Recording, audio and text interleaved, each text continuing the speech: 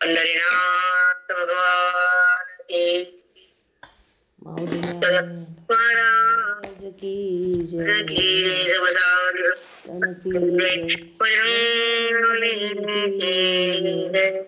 नायकं गुणमयिषाकरेण महिषुदं ईशान सान्निध्या जीवा मुक्ता भवन्ति साकरे वंशविख्यातं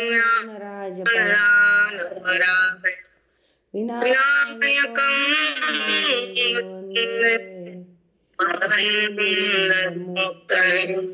श्रीरंगनाथं गुरुराजवर्यं मुमुक्षुरक्षम् प्रभातीक्षेत्रनिवासनन्दं नमामि ज्ञानेश्वर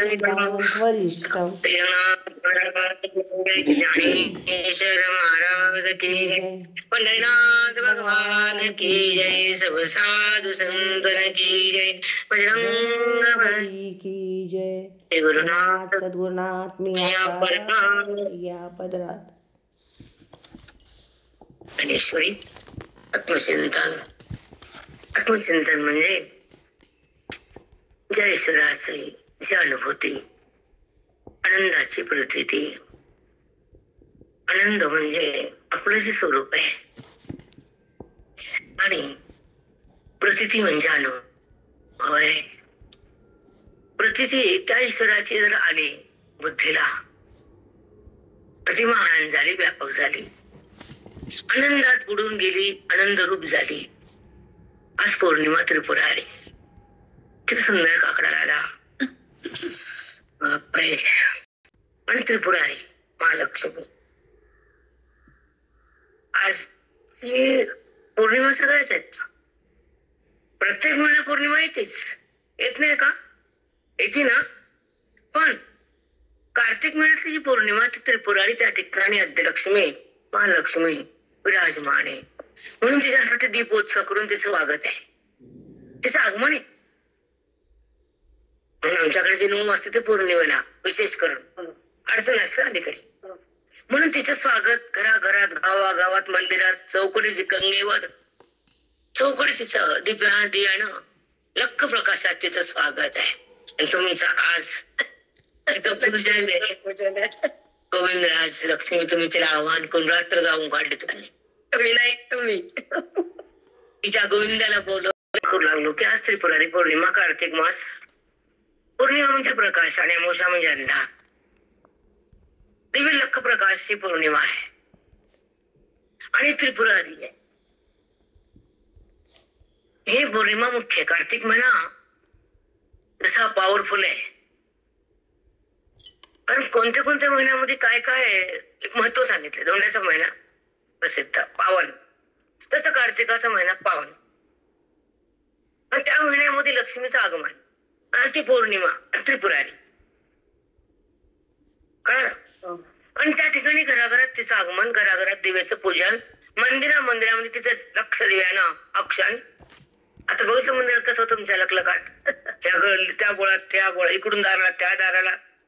आमच्याकडे पण काकडा होतो राहिला, पण एवढं उत्साह आज राहिला नाही लोकांत.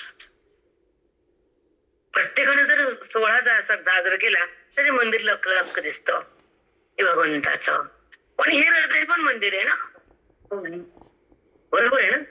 तसं तिथे दिवे लावले तर मला लख वाटलं आणि मन प्रसन्न झाले.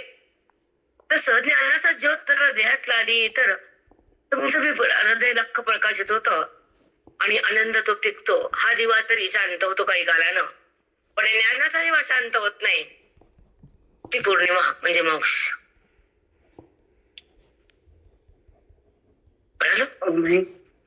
लख प्रकाश म्हणजे कळतं की त्या प्रकाशात तो दिसतो जो परमात्मा असतो, आणि जो आहे आणि तो दिसतोय, जो सगुणाच्या द्वारे साकाराच्या रूपानं भक्तीसाठी हर मंदिरात, हर घरात त्याच्या आपण पूजा करतो, विधी करतो, नैवेद्य दाखवतो. श्रद्धेचं स्थान म्हणजे साकार रूप आहे. भक्तीचं स्थान म्हणजे साकार रूप आहे, पण ऐक्याचं स्थान म्हणजे निराकार रूप आहे. त्याचंच रूप असतं. तुम्ही तुमच्या मायेचीच लेक आहे, पण तुमचं स्थान येत आहे लक्ष्मी मन. थोडं पॉइंट लक्षात घेतो दादा.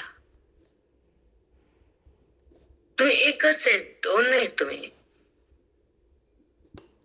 पण जेव्हा तिथं असतात तर सगळं भिन्न आहे. नातं भिन्न, तिथले हक्क भिन्न, आणि ते येतात इथं बी भिन्न.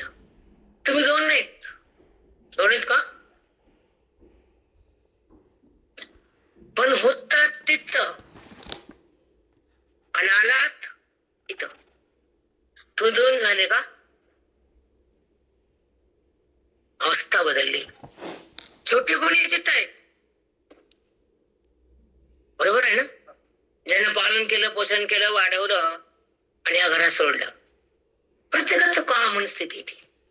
पण एक वैयक्तिक उदाहरण देऊन सांगावं लागतं आम्हाला. ज्यांना वाढवलं त्यांना सोडलं. कळालं? ज्यांना घडवलं त्यांनाच पाठवलं. हे सूक्ष्मता कळावी लागते. म्हणजे ज्याच्यातून तो घडला तोच इकडे आला. मूळ रूप जात नाही, येत नाही.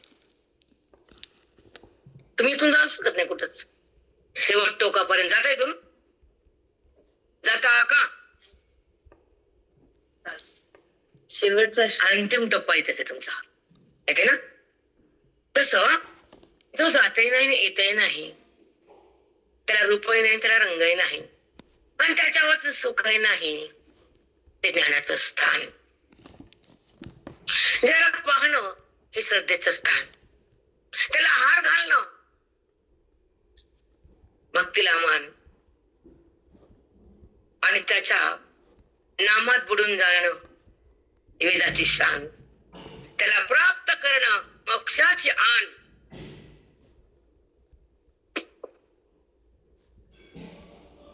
समजते की नाही भाषा? मराठी कळते ना?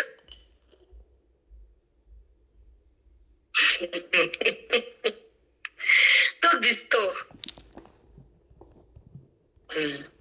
असतो, पण तो तुमच्या सोबत दिसतो तो वृत्तीने भिन्न आहे, आणि असतो तो वृत्तीशी अभिन्न आहे. हे ज्याला कळतं तो अज्ञानाहून भिन्न आहे. कोणी कळत नाही बेटा, त्याची अनुभूती नाही. तर एकच मानतात तुम्ही, एकच मानतात ना, पण तो अनेकाच आहे. बरोबर आहे. सून तुमची आहे, पण त्यांची आलेली आहे. नाही, तुमच्या घरात आली ठीक आहे, तुमची कुल परंपरा वाढली ठीक आहे, पण ती तिथून आली आहे. तसं साकार दिसतंय ठीक आहे, पण तिथून आलाय. हेच कळत नाही राहत. समजते ना भाषा? साकार दिसायला आम्हाला मान्य ना, आम्ही कुठे म्हणतो, पण तो जो दिसतो तसा नसतो, तो तिथून आलाय.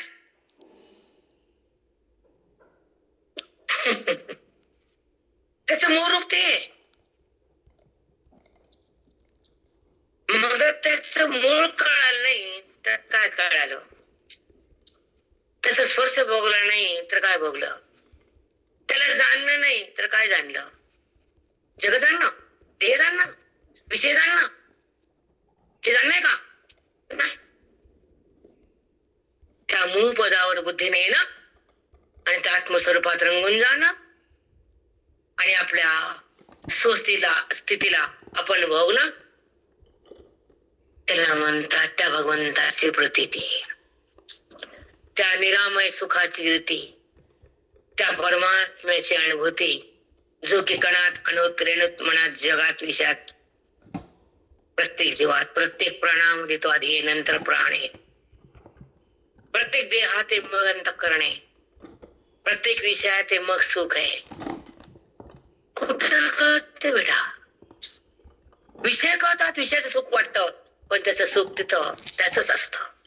ही जेव्हा जाणीव होती बुद्धीला की मी सुख विषयाच्या द्वारे बघतो, पण माझ्या सुखाला मी बघतो, विषय सुख देणार नाही म्हणून विषय असोत त्या नसोत मी रडणार नाही. विषय माझ्यासाठी नाही. विषयाच्या डोळ्यातून सुख आलं, विषयाचं नाही, माझंच आहे. सुख मीच आहे, आत्मरूपच आहे, वास्तव माझं ते, स्थिती माझी तीच आहे, सच्चिदानंद गोविंद आहे,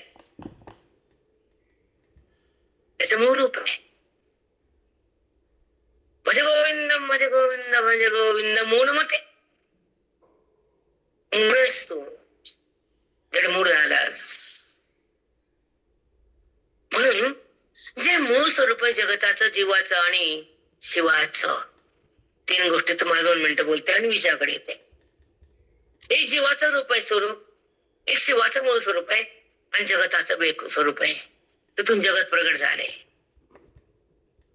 त्या जगताला आधार तो सच्चिदानंद आहे, जीवाला आधार तो सच्चिदानंद आहे आणि शिव पण तिथूनच प्रगट झाले. पण जिथून झाले ते माहित नाही. जसं झालं ते दिसते. जिथून प्रगट झाले 3 गुणांना 3 झाले की नाही. पण प्रगट होण्याला, साकार होण्याला गुणाचा आधार आहे. बरोबर आहे ना. मग तू परमात्मा गुणातून, आम्ही अविद्येतून, जीव अविद्येतून.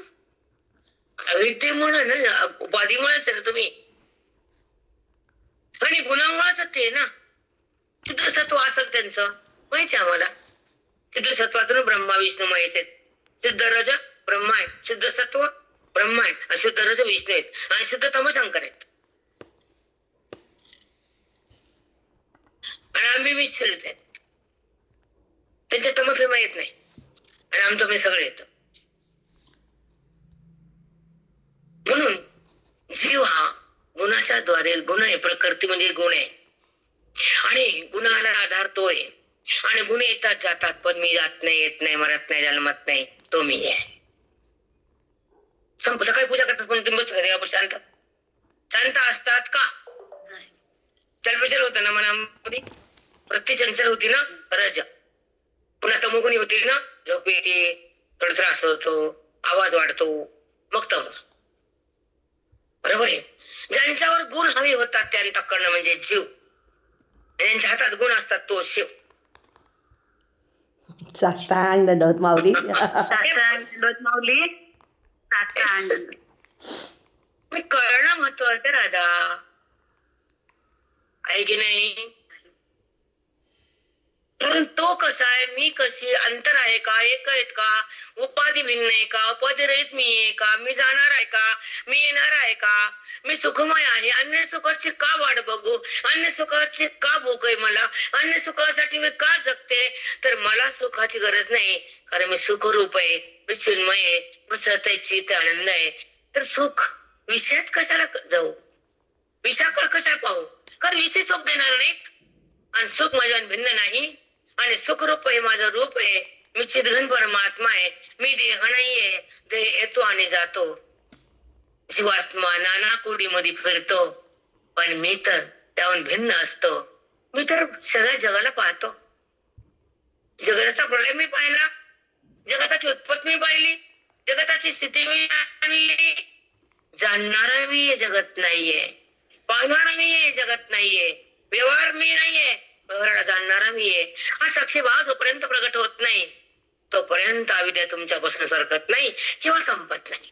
अविद्येचा नाश करण्यासाठी आत्मप्रकाशात बुद्धीने यावंच लागतं आणि स्वतःला ओळखून सुखमय व्हावंच लागतं. माझं रूप सुखरूप आहे, तर मी देहरूप का झाले, जडाशी संबंध का केला, विषयाकडे मन का धावलं, छिन्न परिच्छिन्न दिसणाऱ्या जगताला का मानलं. कारण जगत हे एक नाशवान आहे, क्षणाक्षण जगताचा नाश आहे. शेवटी प्रलयामध्ये जगाचा अत्यंत अभाव आहे, पण तो नित्य आहे. तो जो आहे ते मी आहे आणि जात येते ते जगत आहे. मरती जन्मती ती उपाधी आहे आणि उपाधी रहित माझं स्वरूप आहे. मी अनात्मरूप नाहीये, मी आत्मरूप आहे, चिदघन आहे. गोविंदाचं जे स्वरूप आहे ते माझं स्वरूप आहे. देह हा पंचभूताचा आहे, पंचभूत एकत्र येतात आणि कर्माचा भोग घ्यावा लागतो. प्रति सुख दुःख भोगती म्हणजे मन सुख दुःख भोगल्याशिवाय त्या कर्माला संपवता येत नाही आणि अंतःकरणाचा पाप पुण्य टाकता येत नाही. आणि जेव्हा पाप पुण्य बाजूला गेले, आत्माराम प्रगट झाला, मी कोण हा बुद्धीला जाणीव आली, मी देह नाही असा निश्चय केला, जगताचा अत्यंत अभाव झाला, ब्रह्मज्ञान म्हणते त्याला. सुंदर सुंदर माऊली, साष्टांग दंडवत. खूप छान. भक्ती आहे, अभेद भक्ती आहे, चिन्मय भक्ती आहे, अखंड भक्ती आहे, एक रस भक्ती आहे. ही भक्ती भेदातून आहे आणि ही भक्ती अभेदातून आहे. या भक्तीमध्ये जीव शिवामध्ये अंतर नाहीये आणि तुमच्या भक्तीमध्ये अंतर वाचून काहीच नाहीये. अंतर हे आहे ते वृत्तीच आहे आणि हे अंतर नाहीये. मुक्तीमध्ये अंतर कसलं? भक्ती अंतरावाचून कसली? भक्ती अंतरावाचून होतच नाही, कारण भेदाशिवाय भक्ती होतच नाही. मी तो पाहतेस, तू म्हणून म्हणले ना, माझे चित्त तुझे पायी. हा, भक्त जेव्हा वेदून होतो तर माझे चित्त तुझ्या पायावर टाकले म्हणतो, तेव्हा भगवंत त्याला ज्ञानाचं माप देतो. कारण चित्ताला घेतल्याशिवाय ज्ञानाकडे जाऊ देत नाही तो. अगदी म्हणून भक्तीच्या द्वारे माझे चित्त तुझे पाय राहूसे करी काही. देव काहीतरी करणं, तिथून माघारीच ठेवणे. तुझं चित्त व्यवहार व्हावा, पण व्यवहारात मी राहणे, मी वृत्तीवर येऊने आणि माझं चित्त तुझ्यापासून सरकवणे, अशी भक्ती रे, ती भक्ती अभेद आहे. म्हणून संत पाठवतात ते. साष्टांग दंडवत माऊली. खूप भाग्यवान आहे. सांगितले की माझं चित्त तिथेच राहू दे देवा. मग देवाला कळतं की याला माझ्यापासून भिन्न राहायचंच नाही, त्याला माझ्याशी तद्रूप व्हायचे, त्याला एकरूप व्हायचे, अभिन्न भावात नाचायचे आणि माझ्यापाशी तदाकार बनायचे. म्हणून भगवंत ज्ञानाचा पाऊस टाकतो, संताची वेळ घालून देतो, नंतर हृदयात खेळवतो आणि मनातला अज्ञान जळवतो. त्याच्या दोघांचं ऐक्य करून देतो, महावाक्याचं चिंतन देतो आणि अविद्येला संपवून तोच ईश्वर संत बनून तुमच्या समोर येतो. हा भाग्याचा दिवस असतो, ती पौर्णिमा.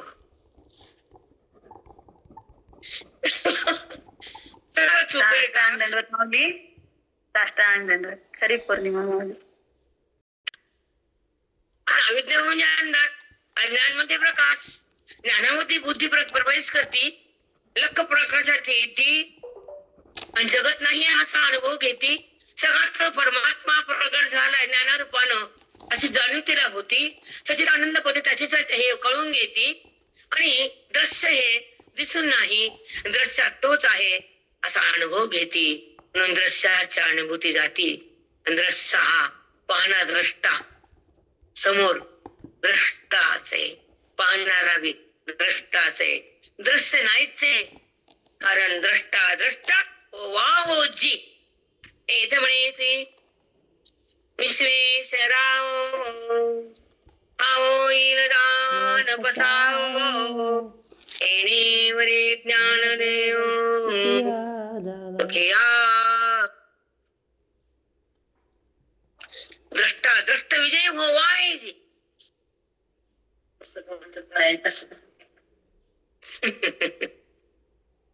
ते दृश्य नाहीचे त्याच्यात तोच आहे आणि पाहणारा मी दृश्या भिन्न दृष्टाच आहे, समोर पण तोच आहे. मग पाहणारा तो, समोर तो, जगत विनाय जीव नाही आणि शिव माहित नाही, सगळा जगत ईश्वर आहे. हा विश्वात्मक देवाचा प्रसाद आहे, हे ज्ञानोबाचा आशीर्वाद आहे, हे ज्ञानाचा प्रभाव आहे. म्हणून एक म्हणे श्री विश्वेश्वराव हा होईल ज्ञान बसावं, येणेवरे ज्ञान देव सुखिया झाला. जगानं द्रष्टा भावात यावं आणि जगत नाही हे कळावं. जगत रूपाने तो समोर आलाय हे बुद्धीनं जाणावं, त्याच्यापासून तीळ मात्र कुठली सत्ता नाही हे बुद्धीला कळावं.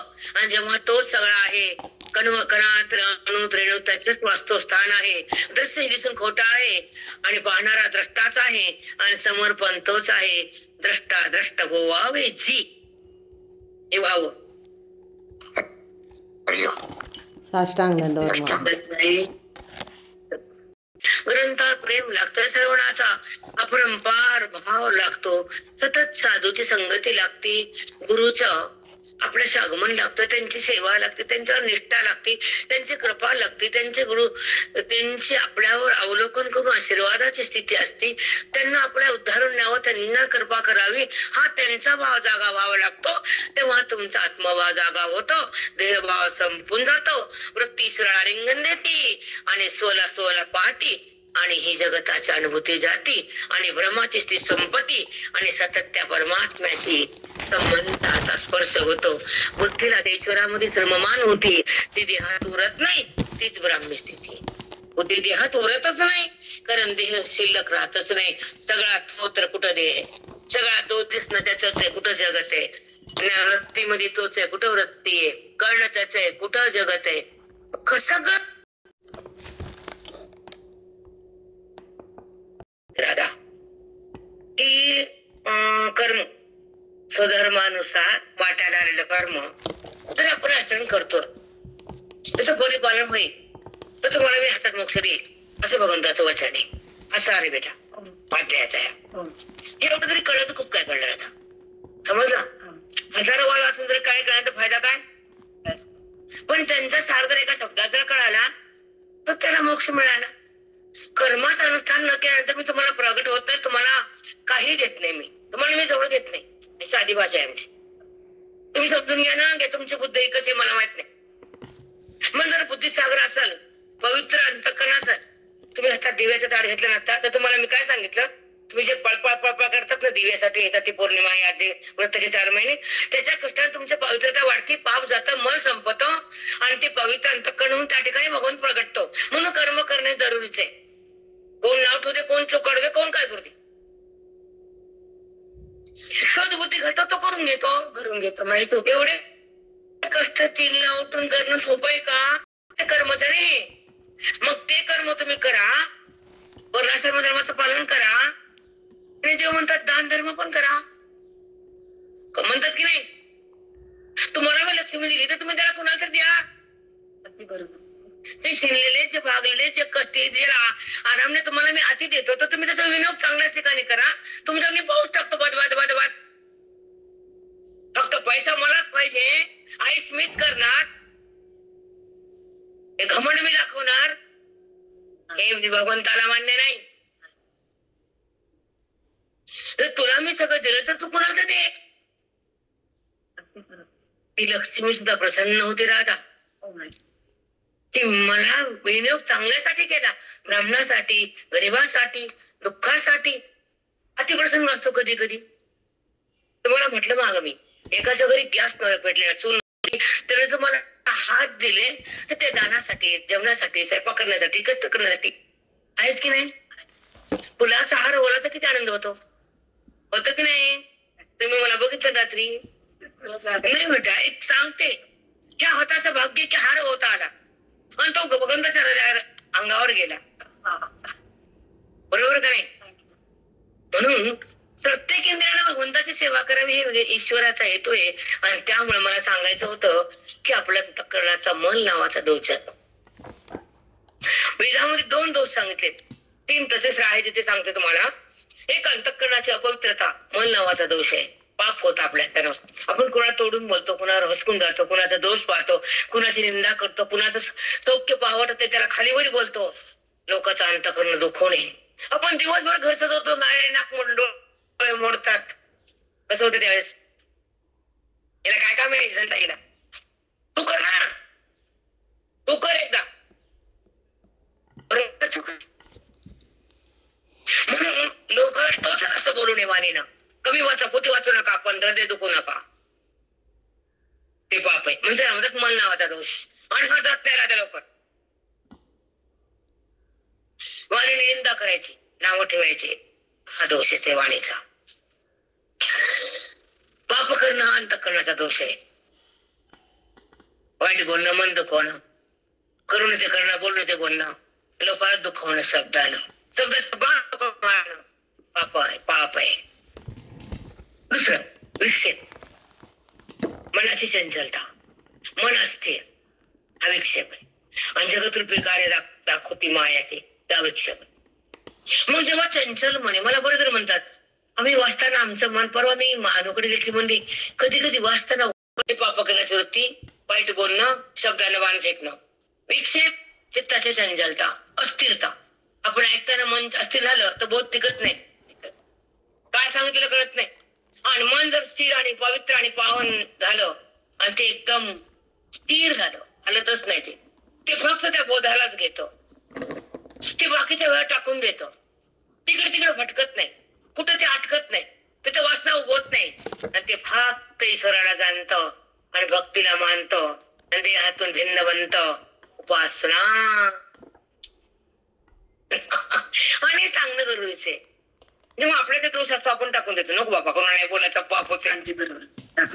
आपला दोष असतो, समजा मी पण असू दे, ते तू पण असू दे, आपण दुखवले कोणाला, आपण दुखवतो, लोकांना बोलतो, अपमान करतो, आपल्या पैशाचा आपण गर्व धरतो, चुकीच आहे. समोर कोण देऊ दे, भगवंत वाटावा, ओसंडून प्रेम भक्तीवर पडावं, हा भाव असावा, मग आत्मभाव जागा होतो. व्यवहार धरण्यात तर तिचा भाव जागावेल का? सांगा ना. अभंग पाठ केला का, ओवी पाठ केला काचा पाठ, परिणामच काही नाही ना. फरक काय तुमच्यामध्ये, चेंजेस तुमच्या भाषेत, डिफरन्स आहे. म्हणून अंतःकरणाची अवस्था बदलणं भक्तीचं फल आहे, आणि अंतःकरण बाधित होणं हे ज्ञानाचं फल आहे, आणि अंतःकरण उपाधित येणं तुमच्या कर्माचं फल आहे. वाव, हरिताई साष्टांगानं सद्गुण मावले. तेच अंतःकरण पुन्हा पुन्हा कधी मला येतं. लिंग देह, मन, बुद्धी, तो जीवात्मा त्या देहात, त्या उपाधीत का जातो? का जन्म मृत्यूला तुम्हाला समोर जावं लागतं? पुन्हा पुन्हा या दह्याला अग्नीत का सोडावं लागतं? देहातच येऊ नका, अग्नीचा संबंधच नाही. अज्ञानच ठेवू नका, दोषाचा संबंध नाही. मृत्यूवर येऊ नका, जगताचा संबंध नाही. आणि संताला सोडू नका, अविद्येचा संबंध नाही.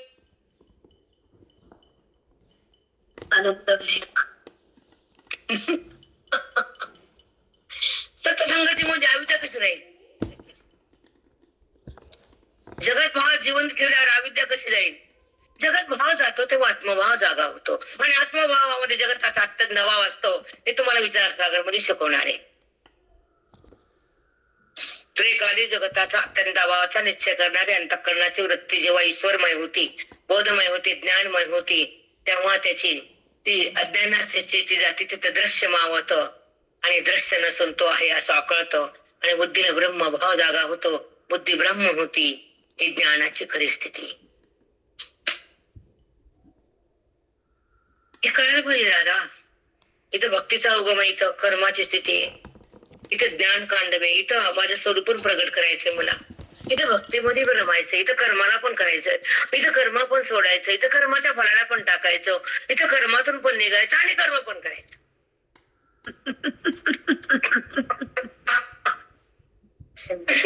काय समज मी?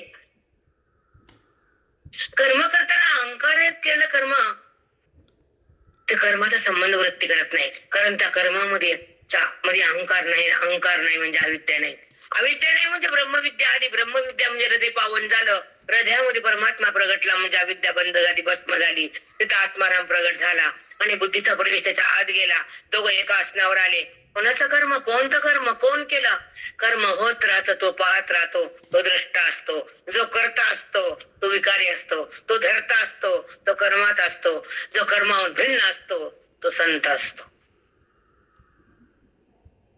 हे कळायला पाहिजे राजा. हे पाठ करून येत नसतं, करावं आधी, नंतर काय उपयोग नाही. एकदा फिरलं जमिनीत, पुन्हा पुन्हा फिरायचं का? सांगा ना. एकदा भरून टाकलं, झाड वाढलं, पुन्हा फिरायची गरज नाही. अन्नाचं झाड लागलं, तुम्ही काय म्हणतात ते मोठं झाड असतं, फणस, त्याला किती फळे येतात माहितीये का? बघा ना. तसं एकदा त्याला प्रगट केलं, संतांच्या संगतीत जीवन गेलं, अज्ञानाला साफ केलं, मनाला ईश्वरानं माफ केलं, बुद्धीनं त्या मनाला आणि बुद्धीला संतानं स्वच्छ आणि पवित्र केलं आणि ते मन रामामध्ये विलीन झालं. संपलं. चलो आगे. टाइम झाला. मी एक ओवी घेते आणि थांबते. 1932. एरा पराचारा परविया ऐसा होईल टेकले या पायाचे चालणे डोईया केले जैसे. अनुभव माऊली म्हणतात त्यांना पायाच आहे, बोलणं वाणीच आहे.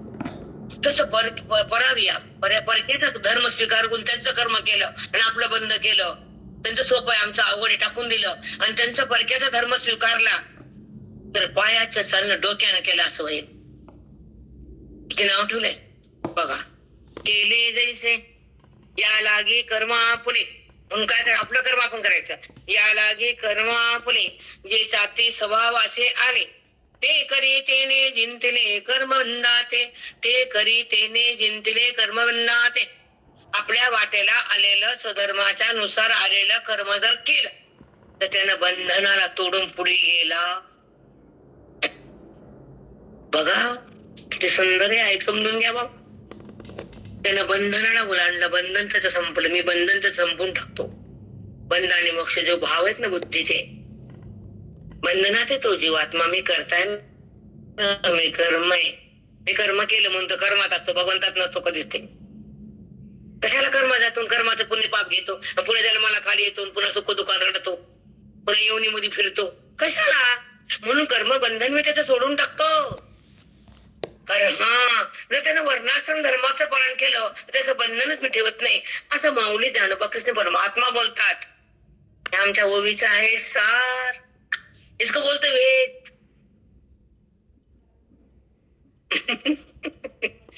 बरोबर आहे ना. त्याच्यात विस्तार आहे बेटा. ओवीमध्ये जे विस्ताराचे गीतच नाहीये. गीते वाचन ओवी नाही मान्य, पण इतका विस्तार उसमें नहीं मिलता. मान्य करो या मत करो, हमको कुछ नहीं, न लेना न देना, खाली बताने. तुम देखो या मत देखो, हमको सरवार नाही. विस्तार कुठे येतं? ओवीचा आहे. ते आधार आहे. त्याच्यामध्ये इतकं कळत नाही.